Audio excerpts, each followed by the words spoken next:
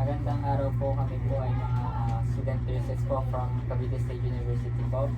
And nandito po kami para magturo po sa inyo tungkol po sa tamang pagpapasuso at saka sa kahalagahan at benepisyo ng physical na aktibidad. So, ito po yung guide niyo po. So, ibibigay ko po sa inyo para may masusundan po kayo dun sa bawat sasabihin namin sa inyo. At sa inyo na rin po yan. So, magsimula po tayo sa sa tamang pagpapasuso po. Ito po. Ito po yung dilaw. Dilaw po.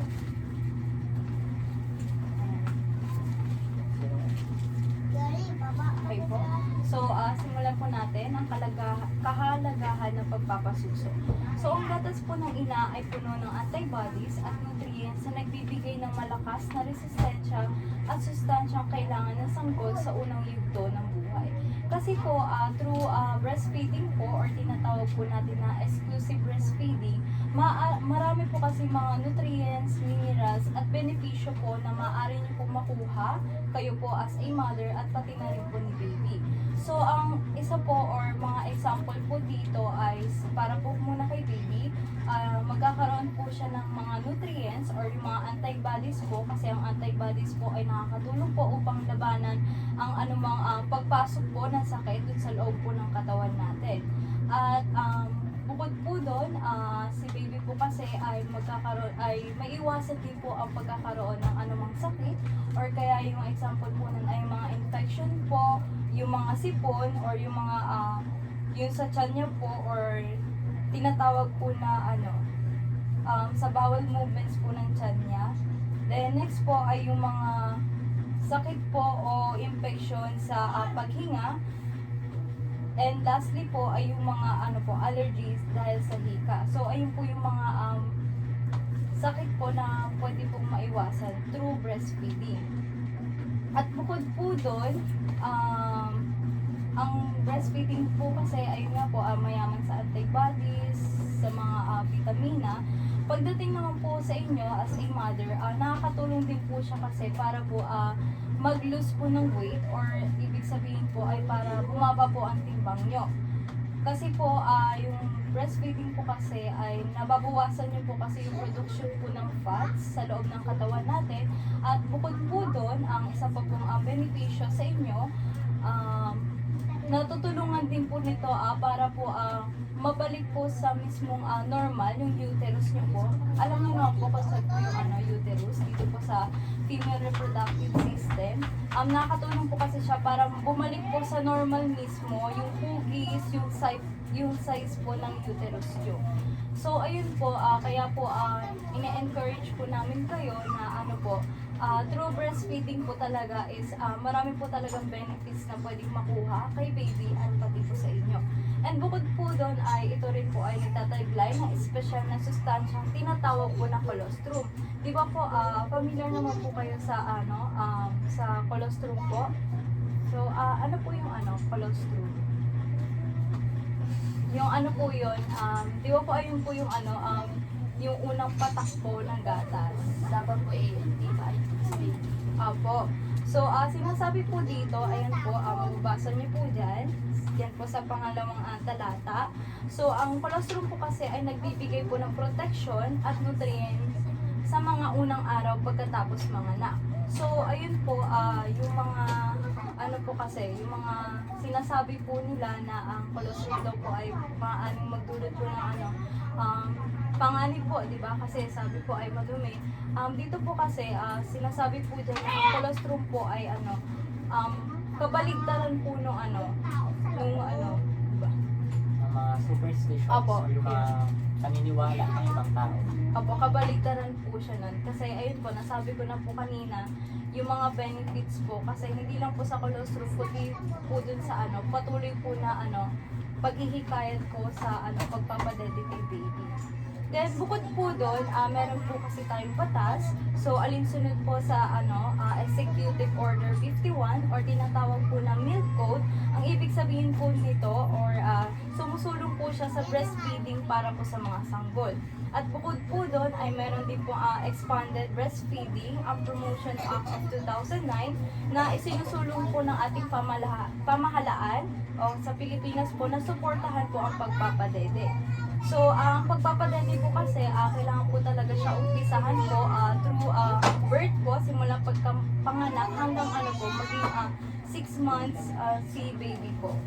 So, ayun po, bukod po doon ay may mga karaniwang hamon po tayo sa pagpapasuso. Ayun nga po, ang una po ay masakit na utot, ang hindi magandang postura, kasi kapag hindi po maganda yung posture po natin sa pagpapasuso, may hirapan po talaga na sumipsip si baby dun sa nyo po, sa uto. Then next po, ang maikling panahon upang makagawa ng sapat na gatas. Di ba po kayo as a mother, nararamdaman nyo po na mabigat po, di ba? Bumibigat po yung dede kapag puno na po yung gatas. So, dapat po na magkaroon po tayo ng tamang oras. Ang bago pa po natin maramdaman po yung bigat sa ating dede, ay dapat po ipadadi na po natin kay baby. The next po ay mga problema sa pagpapakain sa sanggol at ang panghuli po ay panghihimasok ng mga problema sa kalusugan. Ayan. Next naman po, ito po yung mga senyales ng gutom na kapag gutom na po yung baby. Katulad po ng sinabi ni Regina na malalaman, ay mafe-feel mo din po kasi yun kapag nagugutom na yung baby ninyo na, di ba po, parang natigas na po yung dede ninyo, tapos nasakit. Tapos yung mga gatas po, nalabas na din po siya. Tapos, ito po yung, dito po nakasulat yung mga senyales ng gutom. Pang-una, ito po yung parang sinasabi po ng baby niya na I'm hungry. Tapos, dito po yung paggising, galing sa pagtulog, nagigising-gising po sila. Tapos, bumubukas na din po yung bibig nila, tapos parang naikot na din yung ulo nila. Pangalawa naman po, sinasabi po ng baby ninyo na I'm really hungry. Dito po, yung parang nag-e-extend na po yung katawan nila, parang nag-i-stretch na po sila. Nagalaw-galaw yung kamay. Tapos, nag-i-increase na din po yung physical na galaw po nila. Tsaka, nilalagay na din po nila yung kamay nila sa bibig nila. Ayan po. Dito po sa pangatlo, sinasabi po ng baby ninyo na calm me, then feed me. Calm me po kasi dito na po yung naiyak na po yung baby ninyo. Sabi po kasi na wag na po antayin na umiyak po yung baby ninyo bago padidein. Parang sa unang senyalis pa lang po na nagigising-gising na po yung baby ninyo, padidein na po natin. Tapos, yan, yung paggalaw po nila na parang naguguluhan na po sila. At saka yung namumula na din po yung mukha nila. Next naman po, ito po yung mga palatandaan na tamang breastfeeding latch. Ibig sabihin po yung sa pagsuso po ng baby po ninyo. Dito po kailangan yun, yung sign po na tama po yung pag-latch po sa dede po ay sa suso po ninyo is kapag comfortable po kayo pati yung baby po ninyo. Sabi po kasi nila na naiirita po yung baby po ninyo. Ganun po. Ayun. Dapat comfortable po kayong magnanay. Next naman po is kailangan nakadikit po or nakahiga po sa katawan ninyo yung baby ninyo.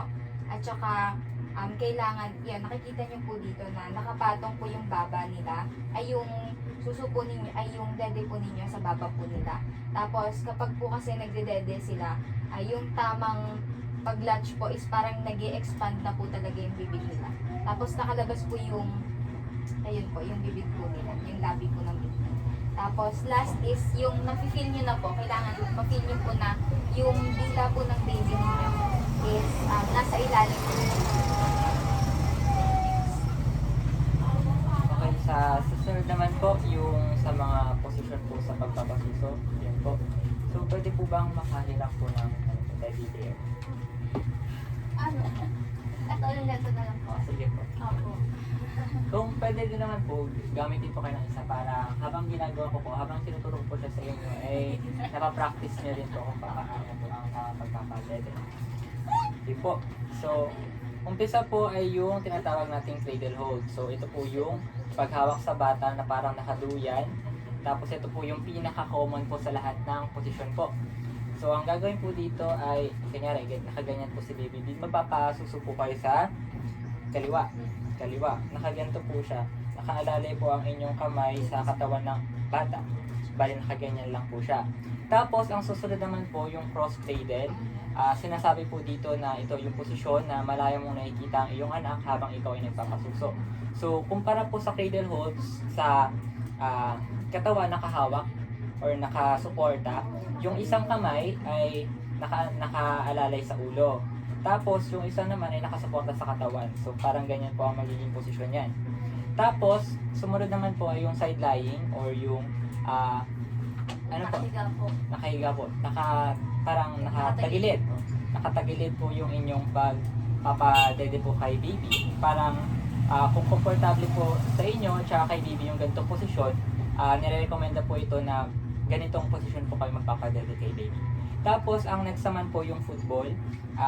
Maganda po yung posisyon nito kapag kunyari cesarean kayo or sinesarian kayo or kapag may nararamdaman na masakit po sa dede, ganun, kapag engorge, ano bang Tagalog ng engorge? Ayun, pag namamaga po yung dede. Bali, ang posisyon po sa football, bali parang nandito po siya sa gilid. Kunyari, nakaganyan po siya. Ganyan po kayo magpapadede kay baby. Ganyan. Tapos, actually, may isa pa po yan. 5 po yan siya. Tapos, ang last po nun ay ang reclining position or yung parang nakaano po kayo, parang nakasandal po kayo sa pader. Tapos, nakaganto po ang pagpapadede niya kay baby. Parang nakaganyan. Opo. Parang nakasandal po kayo sa pader, tapos nakaganyan. Opo. So, ulit nga po, paano nga po ulit yung cradle hold? Yung pinakauna. Yung habang po dito, tapos po dito. Yan, okay po. Paano naman po yung football? Football. Yung nakapit pa na dito po, tapos Ayan, okay po. Cross cradle po. nakagan. Tapos nakahawak po yung isa sa katawan, tapos sa ulo po yung isa. Opo. Tapos, pag side lying naman po, Nakatigilid po yung baby tsaka yung mother po, tapos ganun po. okay po. Tapos, yung isa po, yung hindi kasama dyan na reclining position, paano po yun? Yung nakasandal po yung mother, tapos nakaganto po si baby. Okay po. Very good po. So, ayun lang naman po yung sa aking pong part. So, next naman po. Sige po. Next po, doon po sa likod, yung pinakahuli po ng part po nito ay ang pagpapadede sa bote. So, sa pagpapadede po sa bote ay nagbibigay po ng flexibility sa mga magulang at tagapag-alaga. Ngunit ang bote ay hindi katulad ng dibdib, kaya may mga masamang epekto ito sa sanggol. So, isa po sa epekto nito sa sanggol ay nagkakaroon po kasi ng nipple confusion si baby. So, ang nangyayari po kasi dito, kapag nag-introduce po tayo ng maaga kay baby sa pagpapadede po ng bote, malilito po kasi siya kung ano po yung dede ng nanay sa dede po ng bote. Kaya bukod po dun kasi kapag nag-introduce na po tayo ng ayan po yung mga chupon, opo. Pwede na po siyang masanay na po siya. Opo. Tsaka bukod po dun ay po kasi para po kasi sa mga baby, mas madali po kasi ang pagdede po ng bote. Kaya marapat lamang po talaga na sa umpisa pa lang po ay sa sa inyo na po mismo. The next po ay dito sa solid yung pagkain. So, ang sabi po dyan ay sa 6 na buwan. Kanina po, sabi ko po ay sa exclusive breastfeeding. Di ba po simula po sa pagpanganak hanggang 6 months old si baby. Pagdating naman po dito sa solidong pagkain, simula po yan 6 months hanggang pataas na po. Kasi dito po, nangyayari po kasi dito, nag-i-introduce na po tayo kay baby ng mga gulay, prutas, na ito po kasi yung Pwede nilang nagiging way, para ma-separate po sila dun sa pagpapadede sa inyo. So, ang tips po dito, kapag po nasa 6 months na po siya, ay pwede po tayo mag-introduce po ng every 3 days po. Kunyari po, karot po, ngayon, bukas, sa isang araw. Tapos, sa pang-4 na araw naman po, iba naman po, para po malaman nyo po kung saan po allergy si baby. So, ayun po, maging bahagi ng breastfeeding community, magtanong sa iyong doktor o lactation consultant. So, ayun po, dyan po natatapos po yung gabay sa tamang pagpapasuso. So, may questions po ba kayo or concern po na gusto pa po tinawin sa amin? Wala naman po. Wala naman. So, wala po kayong tanong po sa amin. So, ngayon po ay susubukan po namin kung may natutuhan po talaga kayo sa unang tinuro po namin sa inyo. So, ano nga po ulit yung tawag po dun sa sa unang patak po ng gatas. Try po natin na wag po tayong magtingin sa ano. Try po muna natin. Ano po yung tawag dun sa unang patak? Yung hindi nyo po pinapainom kay baby. Sasabi nyo po hindi nyo pinainom kay baby. Okay po. So, ang tawag po doon, colostrum po. Yung colostrum, dapat po binibigay po siya sa, pinapainom po siya sa baby kasi nga po, yun po ay naglalaman po ng mga antibodies or yung mga mahalagang nutrients po na kailangan ni baby sa kanyang paglaki. So, ano naman po yung mga natatandaan niyo po, yung mga parang feeding cues or yung parang signs na nagugutom na po si baby. Yung una po, yung pagising niya, tapos yung mga galaw po ng katawan, ng kamay at paa. Tapos yung sa bandang huli po, yung bawal na po siya paabutin ng pag umiiyak. Kasi dapat una pa lang po na sign, kada day na po siya. Tungkol naman po sa sa tamang pag breastfeed, paano niyo po malalaman na ang pagpapasuso niyo po ay tama po? Opo. Ano po? Dito. Kapag po yung tabi po kami dalawa, tapos ganda po yung susunod ni baby, tsaka yung baba po dapat ni baby, nasa baba ng may malapit po sa suso, tapos yung bibig po ng baby sa may banda baba, dapat po na maayos din. Opo. So, ngayon po, may papakita po ako ng picture. Pwede niyo po ba i-identify kung ano po yung good tsaka bad po na latch? So, alin po kaya yung good latch po yan? Yung sakop na sakop po talaga lahat ng Ito po. Okay po. Ang bad po, ito po. Then next po, alin po kaya ang good tsaka po bad latch? Sa paghawak po. Sa pag niya po, Pagpapadede pa rin po yan. pag supsup niya po dito sa may breast niya po. Ito po. Alin po ang good latch? Ito po. Bakit po? Kasi po nakahawak po siya sa katawan sa may ulo din po. Ang pagdating naman po dun kay baby, asan po kaya ang good latch niya po? Sa posisyon niya po. Opo, kay baby po mismo. Ito po. Okay po. Then last po, alin po ang good latch kay baby po? Ito po yung Okay po. So, ayun po. Ngayon po ay nalaman na po namin or nakita po namin na kahit paano ay meron po kayong natutunan po sa unang topic na aming tinuro po sa inyo. So, ngayon po, tayo po ay magpapatuloy po sa pangalawang topic. Last na po ito. So, ito po ay patungkol sa kahalagahan at benepisyo po ng physical na aktibidad o yung mga physical activities po. So, ngayon po, ba una? So, ngayon po ako, simula na po tayo sa kahalagahan po kung ano po yung importansya ng pag-exercise. So una po kasi ay pangkalahatang pangkalusugan po. So dahil nga po nag-exercise tayo, pinapalakas po nito yung ating puso, magiging yung sirkulasyon po ng ating dugo. Tapos kapag ganun po, lumalaki or bumababa rin po yung chance na magkaroon po tayo ng sakit dahil po tayo ay physically fit and healthy.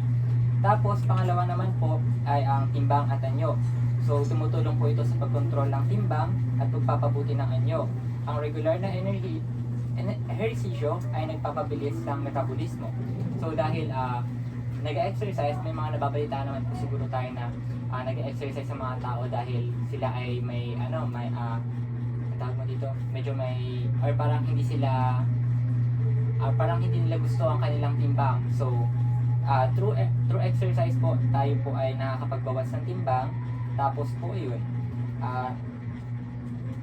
tapos po yun, nagiging parang nagiging confident or parang anong tawag mo doon? Parang nagiging, or parang gusto natin yung nangyayari sa atin kasi na-achieve natin yung gusto natin mangyari. Tapos ang susunod naman po ay ang magandang kaisipan. So, nakakatulong sa pagpapabuti ng mood at pagbabawas ng stress at depresyon. Ang ehersisyo ay kilala rin sa pagpapalakas ng mental na kahusayan. So dahil nga po, marami-rami na rin tayong mga ginagawa sa pang-araw-araw. Ngayon po na bagong panganak ay yun po, nakakatulong din po yung kahit konting paggalaw-galaw lang na pag-exercise din para maibsan po yung mga stress na nararamdaman. din yun po. Tapos sa lakas at enerhiya naman po yung huli, nagbibigay po ito ng dagdag na lakas at enerhiya para sa pang-araw-araw na gawa. So kung madalas po kayong nangihina po kapag yun, gano'n, nangihilo, medyo dahil po yun siguro sa kakulangan nyo po sa exercise at sa enerhiya po. So yun po ang 4 na kahalagahan po ng physical na activities. So una po ulit, ano nga po ulit yung una? Sige po. Pagkalahatang pagkalusugan. Ano po yung ibig sabihin ng pangkalahatang pangkalusugan? Sige po. Ano po, Ano po? pinapalakas po yung ating katawan, yung puso, ganun po. Opo. Tapos, parang pinapababa ang chance na magkaroon tayo ng sakit. Opo. Sa timbangatan nyo naman po, ano po yung naiintindihan So, nyo? timbang at sa pamamagitan po ng pag-exercise, Opo. nababawasan po yung ating timbang. Opo. Sa magandang kaisipan, ano naman? Ano po? About po ito sa sa mood. Parang through exercising or parang kapag nag-exercise po tayo ay parang nababawasan po nito yung ating stress at depression. Parang nagiging masaya tayo kahit papaano through exercise. And then yung lakas at enerhiya naman po. Ano po? Sige. Ano po, mga pagbibigay po ng dagdag na lakas, diba po, pag may nararamdaman po kayong mga sakit po, gano'n. Eh, dahil po sa pag-exercise, dito, Kasi bibigyan po tayo na nagbibigay ng lakas, Apo. gano'n. yun. So next naman po, yung mga dahilan po ng pagbaba ng toleransya sa aktibidad. So ito po ay yung dahil sa edad. So alam naman po natin na kapag may edad na ang isang tao, hindi na po siya masyadong nakakapagkilos-kilos, kaya hindi po siya nakakapag-exercise. Pero dahil medyo bata-bata pa naman po tayo, nararapat lamang na magkilos-kilos tayo para mapalakas yung ating puso, magiging sirkulasyon ng dugo, tsaka para maiwasan po yung pagkakaroon ng sakit. Tapos, may mga ibang tao rin na hindi nila magawang mag-exercise dahil sa kanilang kondisyon sa kalusugan, dahil sila ay may sakit, nahihirapan silang magkikilos. And then, yung emosyonal na kalagayan, so parang wala silang motibasyon para kumilos. Isa yun sa dahilan kung bakit hindi nila nagagawa. Wala silang motivation to do exercise. And then yung mga hormonal changes, parang kapag halimbawa may mens, ganun, di ba? Kapag may period kayo, parang parang aligaga or parang hindi kayo mapakali. Mabilis kayong magalit. Dahil po siguro doon, hindi po rin kayo nakakapag exercise na maayos or wala kayong motibasyon para mag-exercise. And then, kakulangan sa pahinga o tulog dahil nga rin po kayo ay may baby na pagising-gising tapos palaging putol-putol ang inyong tulog. So, pagkagising nyo, malamang sa malamang ay pagod pa rin kayo. So, dahil doon, nawawalan kayo ng gana mag-exercise sa umaga. Wala rin tayo. Ayun, nagbabawi rin po kasi ng tulog. So, kahit pa paano po siguro ay magkikilos kahit yung mga hindi mabibigat na activities, like yung kahit simpleng palakad-lakad lang or jog in place lang po, gano'n. Tapos, ayun po kakulangan sa ehersisyo, tapos yung mga side effects ng gamot. So, pwede po kasi dito sa side effects ng gamot, yung, kanyari, uminom ka ng biogesic or ng kahit na anong gamot, kasi may parang, Side effect. parang aantukin ka, gano'n. Parang aantukin ka, tapos pagkatapos nun, matutulog ka lang, wala kang magagawang exercise. So, isa rin yun sa dahilan. So, ulit nga po, ano po ulit yung, sa edad po, ano po yung naintindihan sa edad po? Sa edad po, iba-iba po kasi niyan eh. Kapag po yung matatanda, mga hindi na po nila kaya yung gawin yung yung pag-exercise po. Tapos, iba po naman sa bata. Ganun. May kakayahan pa rin po silang mag-exercise. Tapos, nagsaman po yung mga kondisyon po sa kalusugan. Ito po yung may mga kapag po may yung mga mga nararamdaman. kapansanan na hindi nila kayang gawin yung tulad ng ginagawa ng maayos na pangangatawan. Opo. Tapos, nagsaman po yung emosyonal na kalagayan. So, sa ano, Kawalan po ito na motibasyon. Kapag wala po kayong motibasyon na pag gawin ang wala isang po sa bagay, mood, ganun po. ayun, hindi po nakakapag-ehersisyo. Tapos next naman po yung hormonal changes. Yung, ano, Sa periods. Kapag may periods, madali kayo magalit, hindi kayo para madali kayo mairita sa lahat ng bagay. So, yun, pwede siyang factor. Tapos, kakulangan sa pahingang tulog. Yun po. yun po, yung sa, dahil po doon sa kakulangan ng pagtulog, nababawasan po yung pag-exercise o kaya hindi po nagagawa yung tamang pag-exercise, yung dahil mas gugustuhin pa namin matulog. Opo. Kasi Tapos, yung ano naman po, sa side effects ng gamot. yun nga po, pag may ano po, umiinom ng gamot, nawawalan po ng time kasi po may side effects po yung mga ibang gamot. Tulad po ng pag uminom po kayong ano mga biogesic o kahit yung pang side effect po yung parang po maaantokin po kayo gano'n. Okay po. So, susunod naman po, yung mga paraan naman po. Kung paano ma-adapt. Yan. So, next po, ito po. Ayan po, sa likod po. Mga paraan po paano ma-adapt ang isang gawain upang manatili sa pagiging komportable. Ito ay sa pamamagitan ng paggamit ng mga sumusunod na estratehiya sa pagtitipid ng enerhiya.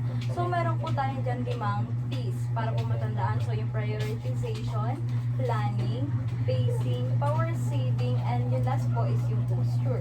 Then, una po ay yung prioritization. Siyempre, sa umpisa po natin na pag-e-engage po natin sa mga physical activities, kailangan po natin gumawa ng priority. Kasi hindi naman po, di ba, pwede na kunyari, kagaya po ng example, ay nasakit po ito, ang ankle nyo. Tapos, ang ginawa nyo pong activity is, ito po, pagpapaliit ng bewang, di ba po, hindi siya pwede. Kaya dapat po, matuto po tayo na mag-prioritize kung simula po sa pinaka-most priority up to this po. Then next po, kailangan po natin magplano. Siyempre, kapag gumagawa po tayo ng mga hakbang sa mga gusto natin sa buhay, for example, ayun nga po yung mga physical activities, kailangan po natin ng magplano para maset po or matugunan po yung mga plano na gusto natin. Then next po ay yung pacing. Ang ibig sabihin po ng pacing, ito po yung equal na distribution po ng mga energy natin nang sa gayon po ay hindi po tayo ma-burnout. Kasi di ba po kapag po kunyari na sobrang exaggerated na or sobrang dami na po ng energy na nire-release natin, maaari po kasi na manghina po yung katawan natin, lalo na kung ano po, baguhan pa lang tayo dun sa bagay na yon. The next po ay power saving. So katulad lang din po ng 3, kailangan po hindi po tayo agad-agad na exage po agad. Kunyari, mahirap po agad na activity. Opo, mahirap po agad. Kailangan po kasi minimal lang po hanggang ayun po sa kakayanan po natin. Then last naman po ay yung posture. Siyempre po sa pag-activity po natin grupo, kailangan po natin ng tamang posture. Kasi kapag mali po yung posture natin ay maaari pa pong madagdagan yung or mahirapan po yung mga katawan natin. Kasi pwede po tumutulad sa mga pagkapilay, di ba po, yung sa mga fracture, kapag hindi po tama yung mga posture natin. Kaya po ngayon, as a postpartum po or yung bagong panganak, kinakailangan pa rin po natin kahit pa paano po na mag-physical activities, kahit yung mga warm-up exercises lang po. Para po sa ganun ay hindi po manghina po yung mga nerves natin and muscles po sa katawan. So, ayun lang po. Next naman po, ito po yung mga tips para masanay po kayo gawin yung mga activity. Ayan. Unang-una po is yung pumili ng activity na kaya mo. Sa tingin niyo po ba, ano po yung mga kaya mong gawin? Sa mga gawain po, Apa. ano po, yung pagwawalis po sa labas, sa loob, paglilinis po. Ngayon po ba ginagawa niyo na? Opo, unti-unti naman. Okay po yan. Yun, sa pagpili po kasi ng activity na kaya mo, parang nakakatuwa po kasi siya yung gawin Parang mas gusto mo siya gawin araw-araw or kahit ilang beses sa isang linggo. Ayun. May possibility din po ito na maging mapanatili yung sigla mo na gawin yung mga bagay na gusto mo. Ayan. Next naman po is mag-set ng layunin. Kunwari po is gusto nyo, yung activity na gusto nyo is maglinis ng bahay. Ayan. Mag-set po kayo ng layunin doon na kailangan mamaya after kong maglinis, kailangan super linis na po talaga siya. Kasi kapag na-achieve nyo po yun. Parang syempre po, nakakatuwa po kasi siya. Parang makita mo na malinis yung bahay mo, tapos nagawa po ninyo yung mga layunin na sinet nyo nung una pa lang. Tapos, nagdudulot din po ito ng motivation at nagpapalakas ng sigla para sa susunod pa po na hakbang kung ano man yung gagawin nyong activity. Next po is yung magsanay kasama ang iba. May mga friends po ba kayo dito? Yung ano lang po, yung kapatid po ng asawa ko. Ayun po. Pwede po siyang maging parang kasama po ninyo sa paggagawa ng activity. Kunwari po, magja-jogging lang po kayo dyan tuwing umaga, ganun po. Kasi parang nakakatuwa po siya kapag may kasama po kayong gagawa ng magja-jogging, ganun, magkikituhan habang nagja-jogging, ganun po. Tapos, nakakatulong din po ito na mapalabas yung dopamine. Ito po yung neurotransmitter na nagpapahayag na masaya kayo or yung sa kasiyahan. Ayun lang po, tungkol po sa activity knowledge. So, ayun po. So, may katanungan po ba kayo, concern po about po dito sa dalawang topic po na health teaching po namin sa inyo? Wala naman. So, So, yun lang naman po ang aming natutuwa po kami at natutunan naman po kayo sa amin kahit pa paano nagagawa niyo pong sagutin yung mga naibibigay po namin katanungan sa inyo, nagawa niyo pong i-identify yung tamang pagpapadede po kay baby. So, bago po kami umalis po, magbibigyan po namin kayo ng additional copy po para mabasa niyo po kahit pa paano. Balik-balikan niyo po kapag may tanong po kayo, ganyan. Yan po ang titingnan niyo. So, ayun po, babalik po kami sa January na po. Nandito po ba kayo sa hanggang January? Oo naman po. Okay po. So, babalik po kami sa January para po makita po, ma-evaluate po namin kayo kung nagkaroon po ba ng improvement or ganun pa rin po ba. So, so far, yun lang po. Wala na po akong katanungan po. Wala na. Yun lang po, maraming salamat po. Thank you po. Thank you po.